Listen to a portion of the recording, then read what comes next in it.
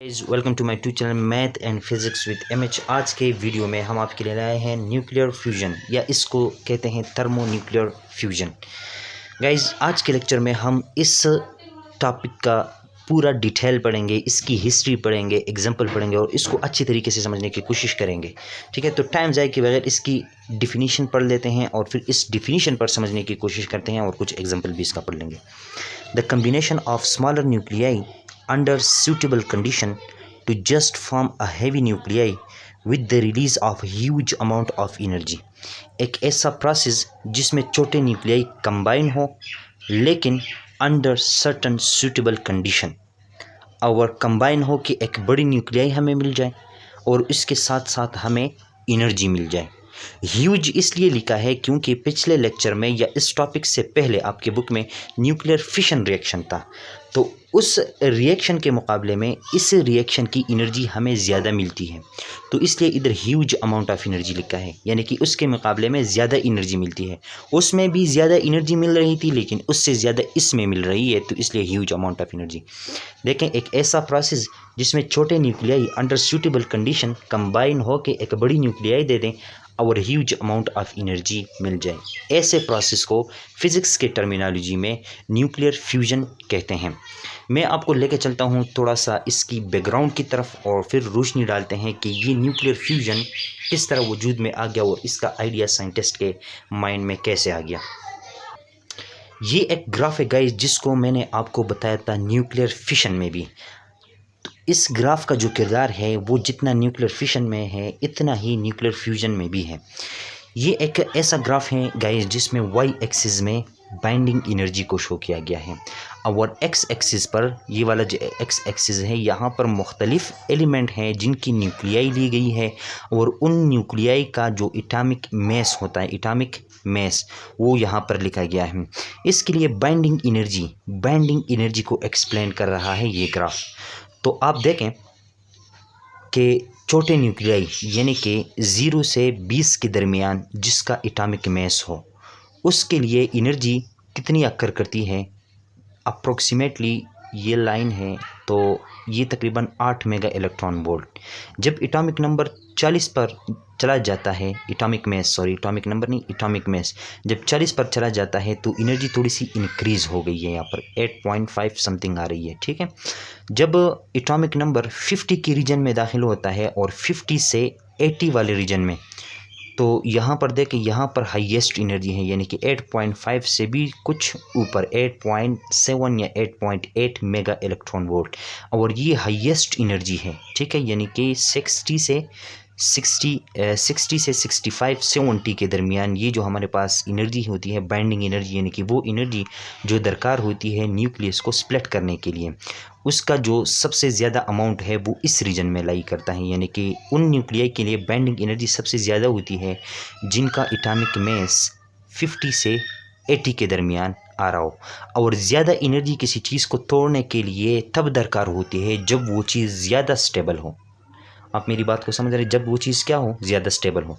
यहाँ से आगे देखें, जब एटॉमिक मास बढ़ता है तो ये बाइंडिंग एनर्जी का ग्राफ देखें, ये नीचे गिरता है।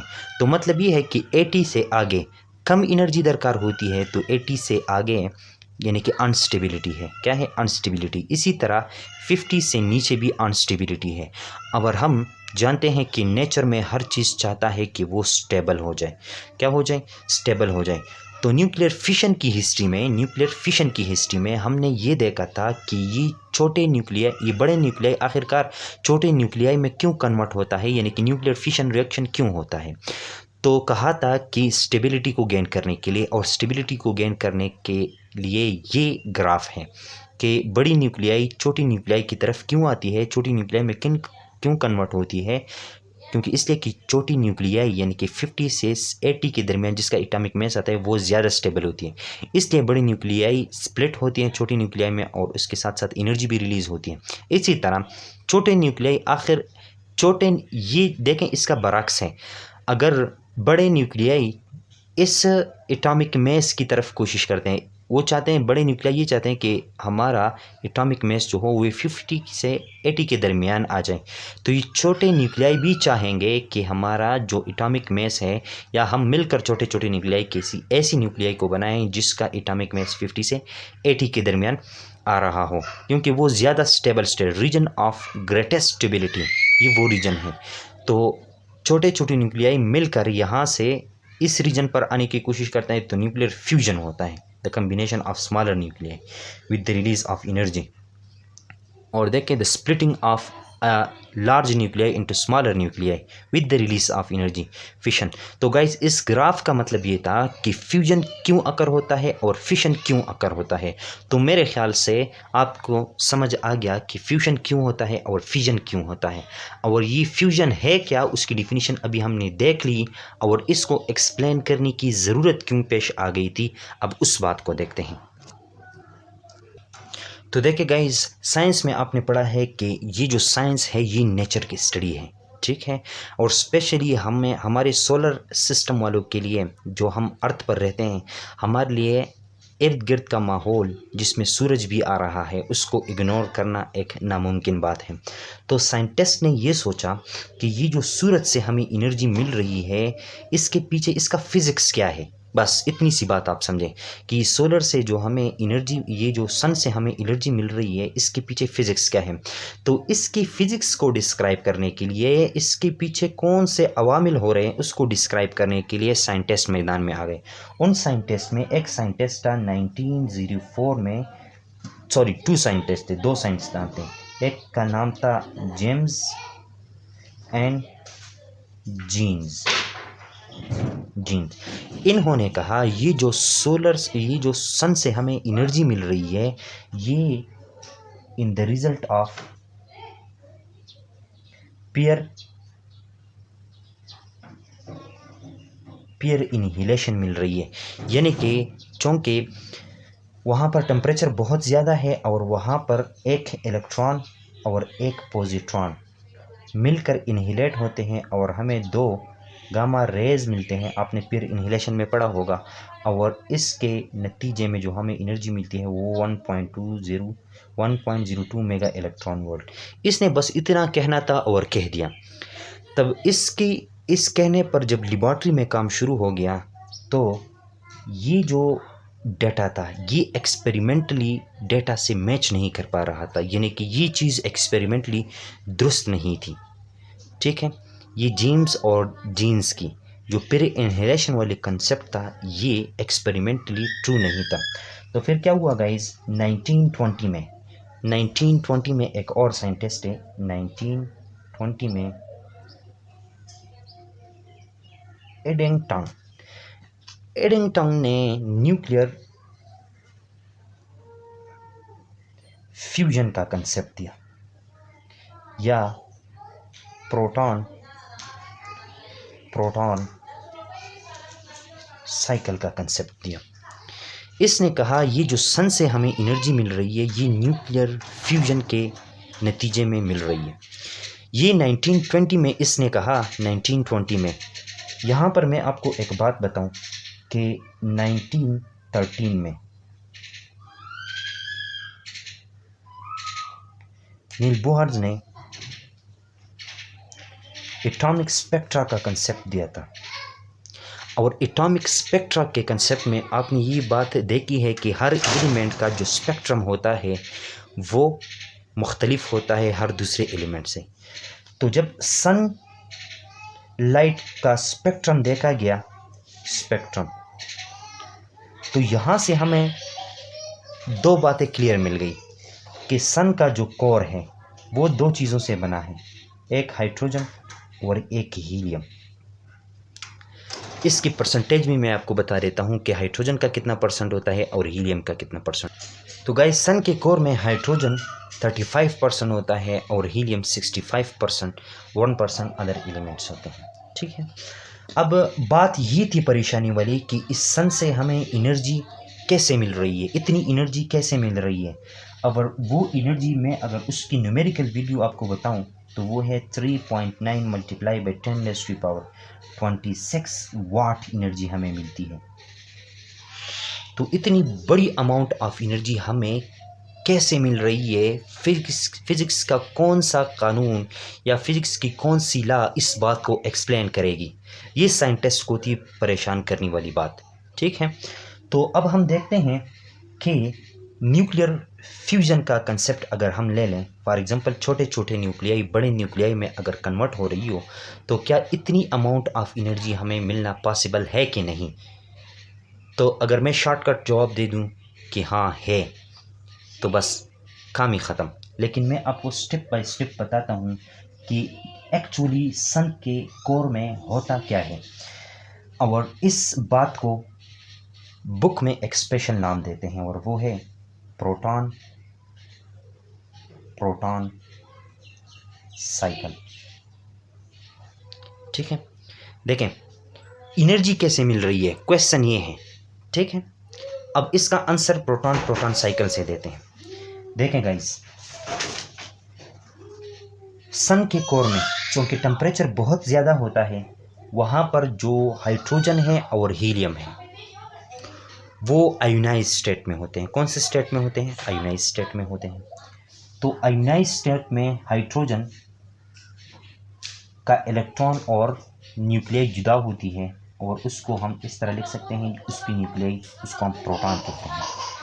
अच्छा, चूंकि 35% हाइड्रोजन है, तो उसमें से 2 हाइड्रोजन, और अंडर सूटेबल कंडीशन क्या है? उस सन का टेम्परेचर, जब ये 2 हाइड्रोजन मिलते हैं उस टेम्परेचर के अंडर, तो एक ड्यूट्रियम, एक बड़ी न्यूक्लियाई बनाता है, जिसको हम ड्यूट्रियम न्यूक्लियाई कहते हैं।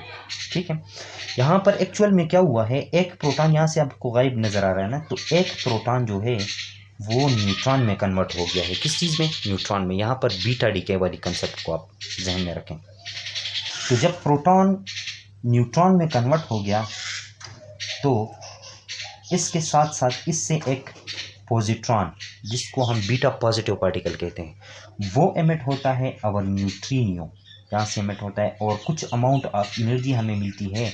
और इसके लिए हमने एनर्जी मालूम की है बीटा डिकेज वगैरह में, वो है 0.42 mega electron volt. First step में इस तरह होता है। इसके साथ साथ क्या होता है, ये जो पॉजिट्रॉन आपको मिल रहा है, ये पॉजिट्रॉन और सन के कोर में, क्योंकि मैंने कहा आयन और इलेक्ट्रॉन जुदा जुदा होते हैं, और ये पॉजिट्रॉन एक इंतहाई अनस्टेबल चीज़ होता है, जिस तरह के अकेला इलेक्ट्रॉन होता है। तो ये दोनों मिलकर पेयर इनहिलेशन कर लेते हैं, और यहाँ से हमें 2 गामा रेज मिल जाते हैं, और प्लस यहाँ से हमें एनर्जी मिल जाती है 1.02 मेगा इलेक्ट्रॉन वोल्ट। तो एक प्रोसेस में हमें इतनी एनर्जी मिल जाती है। वन स्टेप में पहले क्या हो गया, प्रोटॉन न्यूट्रॉन में कन्वर्ट हो गया। ठीक है, दूसरे स्टेप में क्या होता है गाइस, कि ये जो ड्यूट्रियम आयन है, ये जो हमें ड्यूट्रियम आयन मिला था, ये ड्यूट्रियम आयन, ये एक और हाइड्रोजन यानी कि प्रोटॉन से रिएक्शन कर लेता है, कंबाइन हो जाता है, और कंबाइन होके हमें हीलियम न्यूक्लियाई का एक आइसोटॉप मिल जाता है, और वो है 3, 2 और प्लस, यहाँ से हो जाता है गामा रेज का इमिशन, और कुछ energy Q is equal to 5.49 mega electron volt. इतनी एनर्जी यहाँ से हमें मिल जाती है। ठीक है, ये 2 और 1 3 और 1 और 1 2, ये क्या होगा, अनस्टेबल होगा। और रेडियो एक्टिविटी में हमने पढ़ा है कि अनस्टेबल न्यूक्लियाई गामा रेस को अगर एमिट करे तो वो स्टेबल हो जाता है। तो ये स्टेप नंबर 2 था। स्टेप नंबर 3 में क्या होता है गाइस, कि 2 ए से हीलियम के आइसोटॉप्स मिलकर हमें क्या देता है, एक हीलियम न्यूक्लियाई दे देता है, Hem4 2 प्लस 2 हमें हाइड्रोजन या प्रोटॉन मिल जाते हैं, और इसके साथ साथ एनर्जी का इमिशन होता है Q is equal to 12.86 mega electron volt. इतनी एनर्जी इमिट होती है। तो आप देखें गाइस कि यहाँ से जो हमें एनर्जी मिल रही थी ये वाली एनर्जी एक्सपेरिमेंटल डेटा से मैच कर रहे थे। तो अभी आपने अपने टीचर से शायद सुना होगा कि किस तरह सन में हाइड्रोजन हीलियम में कन्वर्ट होता है और हीलियम हाइड्रोजन में कन्वर्ट होता है। यहाँ से आपको तो पता चल गया कि अब देखें, हमें प्रोटॉन मिल गया ना। कभी ये प्रोटॉन जो है, ये जो प्रोटॉन है और सन के कोर के अंदर जो इलेक्ट्रॉन है वो मिलकर एक स्टेबल स्टेट बनाएंगे एटॉमिक, वहाँ से भी एनर्जी रिलीज होगी। एक वो स्टेप भी है। पेयर इनहिलेशन भी होता है सन में, वो भी है। न्यूक्लियर फ्यूजन भी होता है, ठीक है। और इसके साथ साथ न्यूक्लियर फिशन भी होता है। चूँकि सन कोर का बहुत ही ज़्यादा क्या है, टेम्परेचर है, और वो इस हीलियम न्यूक्लियाई जो कि बहुत स्टेबल न्यूक्लियाई है, लेकिन कंडीशन की वजह से, टेम्परेचर के होने की वजह से इसको क्या मिलेगी, इसको हीट मिलेगी, टेम्परेचर मिलेगी और ये स्प्लिट होगी छोटे छोटे न्यूक्लियाई में। अब हीलियम से छोटी न्यूक्लियाई कौन सी है? लाजमी बात है लिथियम है और हाइड्रोजन है। तो हीलियम से लिथियम में और लिथियम से फिर हाइड्रोजन में।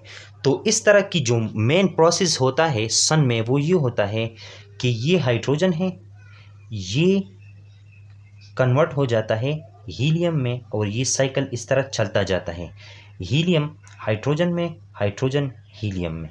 और इसके नतीजे में हमें क्या मिलता है? हमें सन से एनर्जी मिलती है। तो ये था गाइस अबाउट न्यूक्लियर फ्यूजन के बारे में। बस इतना काफ़ी था कि हमें सन से एनर्जी किस तरह मिल रही है, उसको किस तरह एक्सप्लेन किया साइंटिस्ट ने और किसने एक्सप्लेन किया। अब जो दो साइंटिस्ट थे, जेम्स और जीन्स, इन्होंने बात कही थी लेकिन इनकी बात थोड़ी सी अधूरी थी। पेयर इनहिलेशन उधर होता है, लेकिन इसके साथ साथ सिर्फ पेयर इनहिलेशन नहीं होता। पेयर इनहिलेशन के साथ साथ न्यूक्लियर फ्यूजन भी होता है, न्यूक्लियर फिशन भी होता है, और the combination of electron and proton भी होता है, जो कि फ्रैक्शन, सेकंड के फ्रैक्शन वाले हिस्से में होता है, ठीक है, जो कि इतना ज़्यादा स्टेबल नहीं होता। तो ये इस तरह सन के अंदर एक साइकिल चलता जाता है, लेकिन मेन जो एनर्जी हमें मिलती है वो न्यूक्लियर फिशन और न्यूक्लियर फ्यूजन की वजह से मिलती है, ठीक है। तो नेक्स्ट वीडियो में मिलते हैं गाइस। उम्मीद है आपको ये लेक्चर पसंद आया होगा। चैनल को लाइक करें, सब्सक्राइब, वीडियो को लाइक करें, चैनल को सब्सक्राइब करें और अपने दोस्तों के साथ शेयर करें। नेक्स्ट लेक्चर तक के लिए खुदा हाफिज़, अल्लाह पामान।